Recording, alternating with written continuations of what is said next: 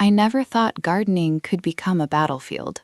But when your so-called best friend starts poisoning your roses out of pure jealousy, you learn that even flowers can draw blood. My name is Elena Marquez. For the last 12 years, I've lived at 47 Willow Lane, a quiet cul-de-sac in suburban Maplewood, where everyone knows everyone's business, but pretends they don't. My front yard is my pride, my therapy, my little kingdom, especially the rose garden that wraps around the white picket fence like a living painting. Every June, the Maplewood Garden Society holds its annual competition. For the past 4 years, I've taken first place in the hybrid tea roses category with my eternal flame variety, deep crimson petals edged in gold that seem to glow at sunset.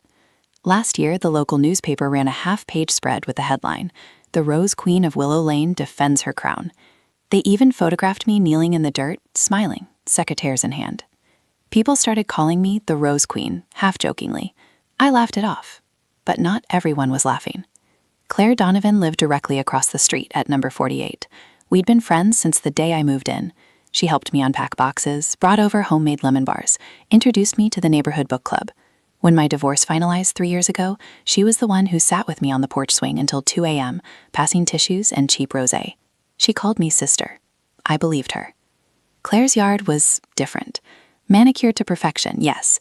Boxwood spears, lavender borders, a perfectly symmetrical fountain, but sterile.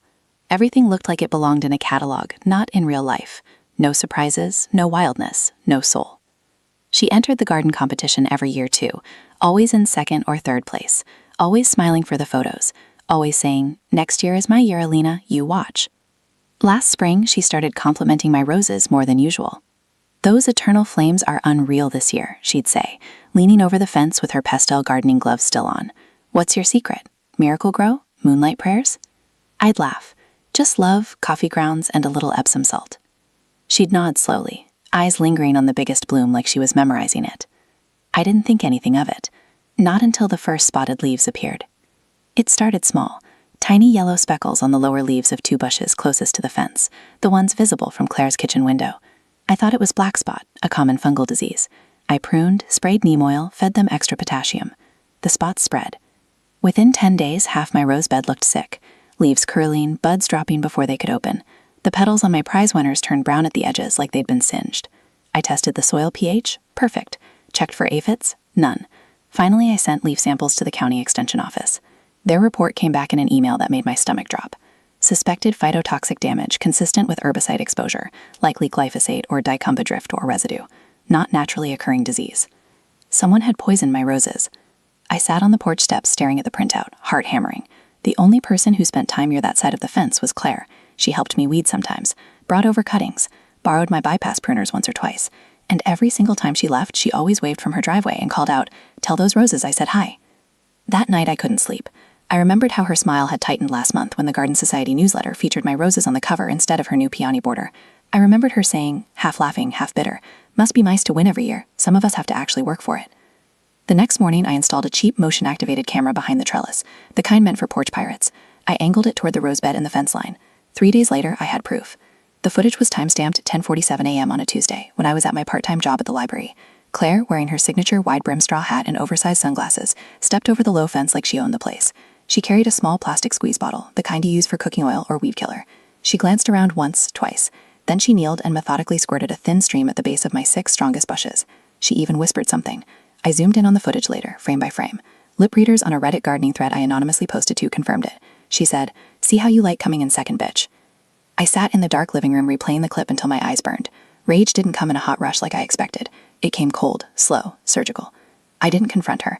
I didn't call the Garden Society. I didn't even cry. Instead, I started planning. Claire had been bragging for weeks about her upcoming grand garden party to celebrate the summer solstice. Invitations had gone out to the entire neighborhood, the Garden Society board, 2 local influencers, even a reporter from the Maplewood Gazette. Theme, English country garden elegance. Dress code, pastels and wide-brim hats. Menu, cucumber sandwiches, elderflower cordial, mini Victoria sponges. Highlight, the official unveiling of her new showpiece border, a dramatic mix of delphiniums, foxgloves, lupins, and her pride and joy, a collection of rare heritage roses she'd supposedly propagated herself. She'd been posting teaser photos on Instagram for weeks. Hashtag garden goals, hashtag English country dream, hashtag bloom where you're planted. I knew exactly how to ruin it. Phase 1. Research. I spent 3 nights on university extension websites, gardening forums, and obscure Reddit threads most people never find. I learned about a class of plant growth regulators and experimental serums used in commercial greenhouses, substances that force explosive, uncontrolled vertical growth at the expense of roots, flowers, and structural integrity. One compound in particular caught my eye, a synthetic gibberellin analog nicknamed Jack's Beanstalk by underground growers. It was originally developed to increase hemp stalk height for fiber production, but it had a nasty side effect on ornamental plants. It turned them into monsters. Applied in slightly higher than recommended concentration, it caused internodes, the spaces between leaves, to stretch grotesquely. Stems shot up 3 to 5 feet in 48 hours, becoming thin, brittle, and unable to support their own weight. Leaves grew huge but weak. Buds either aborted or produced malformed flowers. And the best part? It was almost undetectable once it started working, until it was too late. I found a small agricultural supply company in Oregon that sold it in concentrated form to licensed growers. No questions asked if you used a business email. I used the library's generic reference@maplewoodlibrary.org.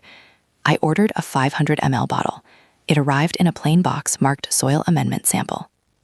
Phase 2. Substitution. Claire fertilized religiously every Sunday morning. Same routine for years. She'd wheel out her bright green wheelbarrow, fill it with composted manure from her backyard bin, mix in slow-release granules, then sprinkle the whole bed with her favorite brand of rose food, pink granules in a cheerful yellow bag. I waited until the Saturday night before her big party. At 1:40 a.m., wearing dark clothes and my husband's old fishing hat pulled low, I crossed the street. Her porch light was off, her bedroom window dark. Her compost bin sat beside the garage, unlocked, as always. I lifted the lid. The smell of rotting vegetation hit me. I poured half the Jack's Beanstalk concentrate directly into the center of the pile, then gently turned the top layer with a hand trowel so everything looked undisturbed. The serum was clear, odorless, water-soluble. By morning, it would be evenly distributed through her compost. For good measure, I also spiked the bag of rose food she kept in her garden shed. A few tablespoons mixed in, enough to guarantee saturation. I was back in my own bed by 2:15 a.m. Phase 3. Wait. Sunday morning, Claire followed her routine exactly. I watched from my kitchen window, sipping coffee, pretending to read the paper. She shoveled compost generously around every bed. She sprinkled the spiked granules like fairy dust. She even took a selfie with the wheelbarrow, captioning it later. Pre-party pampering, #can't wait for tomorrow. By Monday afternoon, party day, the first signs appeared. Her delphiniums, normally stately at 4 feet, were pushing 6.5. Stems curved drunkenly. Her lupins looked like they were trying to climb the fence. The foxgloves had doubled in height overnight. Their flower spikes were so tall they bent sideways under their own weight. Claire noticed. Of course she did. She posted a slightly frantic story. My garden is having a growth spurt, Eddie. Anyone else dealing with this crazy weather? #gardening problems. Neighbors started texting each other. Someone joked she'd fed her plant steroids. By evening, the transformation was cartoonish. Her heritage roses, supposed to be delicate antiques, now looked like triffids. Thorns the size of rose thorns had become finger-length spikes. Leaves were dinner plate-sized and sagging. The entire border looked like it belonged in a Tim Burton movie. I stayed quiet. I watered my own recovering roses.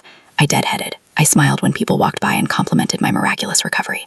The party started at 4 p.m. on Tuesday. I wasn't invited. Claire had forgotten to drop off my invitation after the last competition results were announced, but I didn't need one. I sat on my front porch with a glass of iced tea, big sunglasses, and my phone camera ready. At 4:20, the first guests arrived. Pastel dresses, linen suits, wide hats. Laughter floated across the street. At 4:35, the screaming started. It began with Mrs. Hargrove, the Garden Society president. She'd bent down to admire a particularly vigorous delphinium when the stem, now hollow and brittle, snapped under the slightest touch. A 6-foot spike crashed across her sun hat, showering her with pollen and aphids. Then the domino effect. Every time someone brushed against a plant, stems cracked. Huge leaves tore like wet paper. Thorns caught on dresses, sleeves, skin. Within 10 minutes, Claire's perfect English garden looked like a war zone. Overgrown stems collapsed across tables, knocking over elderflower cordial pitchers. Mini Victoria sponges were impaled on rogue thorns. Cucumber sandwiches flew into the fountain. And then came the wildlife. The rapid, unnatural growth had produced massive amounts of soft green tissue, perfect food for every herbivore in a 5-mile radius. First, the rabbits arrived. A dozen of them, bold as brass, hopping over the lowered fence, munching on fallen lupine leaves. Then squirrels. Then deer. 2 does and a yearling stepped delicately across the lawn, like they'd been invited. Someone shrieked, "There's a raccoon in the roses!" By 5:10 p.m., the yard was a zoo. Chipmunks, groundhogs, a possum waddling through the wreckage like he owned it. Birds, robins, starlings, even a pair of crows, descended on the giant malformed seed heads.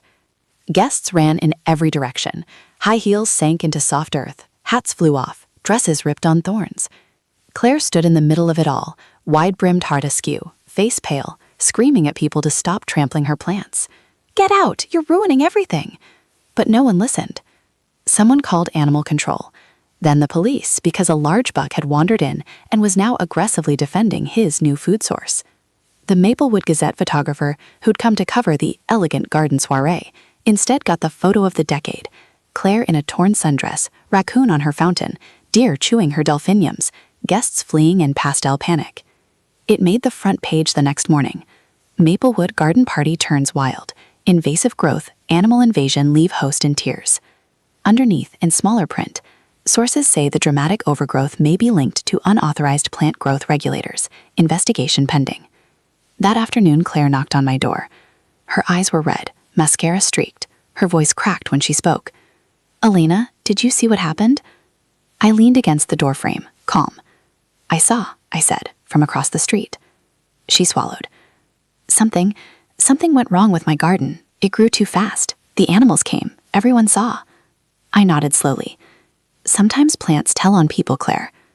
Her face changed. The realization hit like cold water. You knew?" I didn't answer right away. I just looked past her at my rosebed, vibrant again, eternal flames glowing in the late sun. "I know my roses were poisoned 3 weeks ago," I said quietly. "I have video, I have lab reports. I know who did it." She started crying. Not delicate tears, ugly, choking sobs. "I didn't mean, I was just jealous. You always win. Everyone loves you.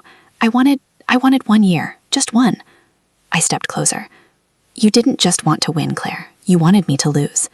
She covered her face. "I'm sorry, I'll tell everyone. I'll withdraw from the competition forever. No," I cut her off.